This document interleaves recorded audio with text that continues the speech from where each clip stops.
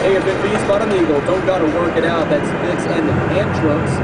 7:49 on this 9 February. You're saying we might have some snow, but that's next week, right? Yeah, next week. Today it's going to be pretty nice. Partly cloudy, high 28, low of 20 right now, about 14 around the airfield. But in the next week, temps are going to get a little bit warmer, so there'll be some, rain and snow mixture, maybe on Monday, Tuesday, possibly Wednesday. We'll see how it works out. Well, let's talk about getting out of town. I know the USO calls us at least 3 or 4 times a week, and we've got an Amsterdam tour coming up. Yeah, we do, and it's actually going to be on the 25th of February.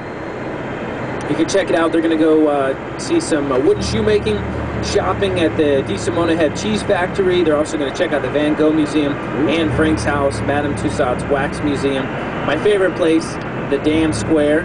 Oh, yes. Is it? I know, I just like saying it, the Dam Square. D-A-M, the Dam Square. I had a friend of mine growing up, was my dad's friend, family friends. His name was Dan Glad. So he would shake people's hands. Hey, Dan, glad to meet you, you know? I had a little joke on that one. Anyways, but yeah, this is going to be on the 25th of February. You can contact the USO at any of their locations, whether that be the PX, the airfield, or the cottage, and they can give you more information. I wish I always had a name like that instead of one people just mess up and that's all you've got. People always leave out one of the L's in my last name. I could see that. Anything with yours? Yeah, Alexandria.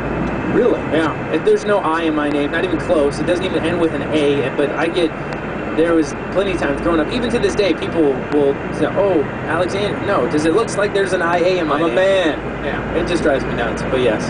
Hey, we're celebrating Motown today, and we thought we'd get away a little bit from the Four Tops and the Temptations and play another great artist, Stevie Wonder. Here he is with Upside.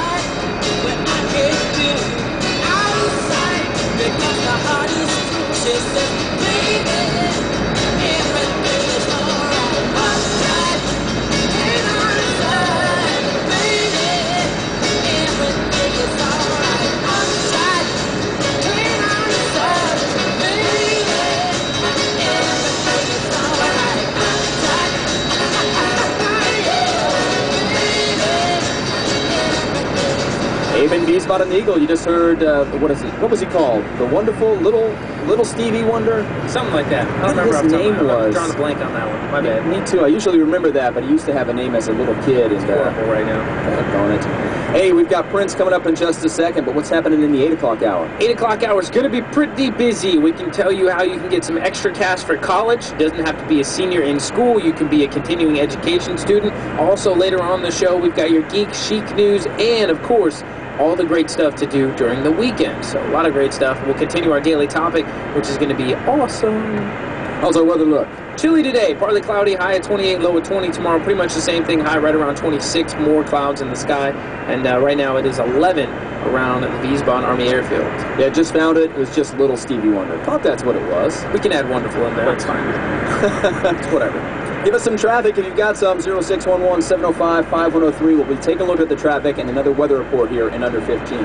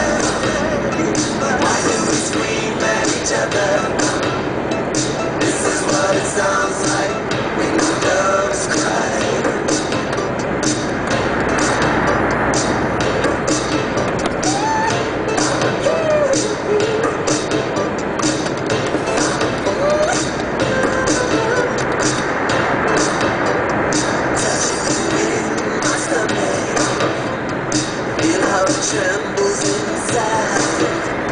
You got the butterfly.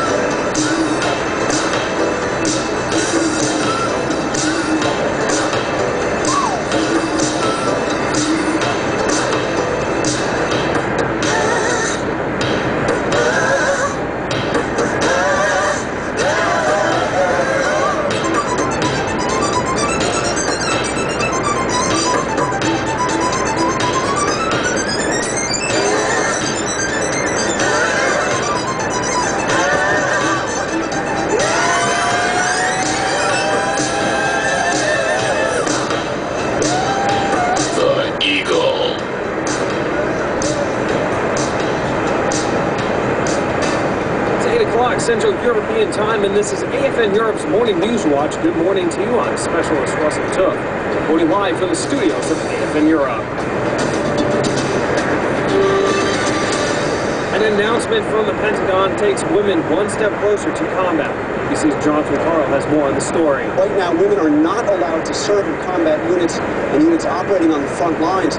But with the Pentagon's announcement tomorrow, we have learned this will change, but only partly. The Pentagon is opening up 14,000 jobs, most of them in the Army, that have been closed off to women because of that ban on women in combat.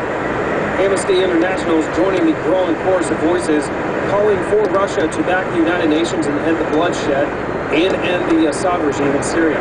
Advocacy Director Sanjay Berry says Russia needs to drop its resistance, put out this out-of-control deadly fire that is raging in Damascus. There needs to be an arms embargo so that the Syrian government can't get its hands on any more weapons. Two, there needs to be an asset freeze so that the Assad regime doesn't have access to the funds and wealth that it has been using. And then three, the whole matter needs to be sent to the International Criminal Court so that these crimes against humanity can be investigated and prosecuted. Israel has been hit by its worst labor unrest in 5 years. Correspondent Robert Berger reports from Jerusalem. Israel's main trade union shut down much of the country in a general strike, paralyzing banks, government offices, trains, and seaports. Contract workers like this one want the government to guarantee better wages and conditions. There is a problem here. I think they need to come up with real solutions, and we need to see the money. Israel's economy is booming, and the strike points to a widening gap between rich and poor. Robert Berger, CBS News, Jerusalem. After his three-state win in Minnesota, Missouri, and Colorado on Tuesday night, Rick Santorum took his campaign to Allen, Texas, where he spoke to a group of local Republicans. He's taking his case to the people with hopes of capitalizing on those wins, lashed out at President Obama. We need a leader who understands how the American economy works. We need a leader who understands that unless we have strong families, we're not going to have a strong economy. More than 2 million Americans could benefit from at least $25 billion in relief from the nation's biggest banks. This part of a broad government settlement to be announced as early as today, according to state and federal authorities. It's the latest effort by the government to halt the housing market's downward slide. This is mortgage expert Guy Sequelia. The people who are going to be helped most are the people who've lost their homes through foreclosure in the last 2 or 3 years. Approximately 1.5 to 2 million of those people, which is a good chunk of them, stand to receive about a $1,500 cash payment out of this agreement. About 90,000 people who survived 2005's Gulf Coast hurricanes are going to receive letters from FEMA informing them that they were paid too much disaster aid. Chris Miller of WWL New Orleans reports the good news for them is that the letter will also let those recipients know that they can have repayment waived. Senator Mary Landrieu says after the flood of aid requests caused by 2005's Hurricane Katrina, it's no wonder FEMA mistakenly sent out too much money to thousands. Landrieu says this won't help anyone who deliberately ripped off taxpayers. It's going to give relief to really innocent storm survivors that did not intend to defraud the government. Landrieu said most people use that mistakenly paid money to replace lost clothing, buy food, or make other needed purchases after the storm put so many people's paychecks on hold. Chris Miller for CBS News, New Orleans. A veteran TV anchor in Denver is being evaluated at a hospital after she was bitten in the face by a dog during a live broadcast. Kyle Dyer of KUSA TV had been interviewing the dog's owner and a firefighter who rescued the dog from an icy pond. Officials say no decision has been made what will happen to the dog.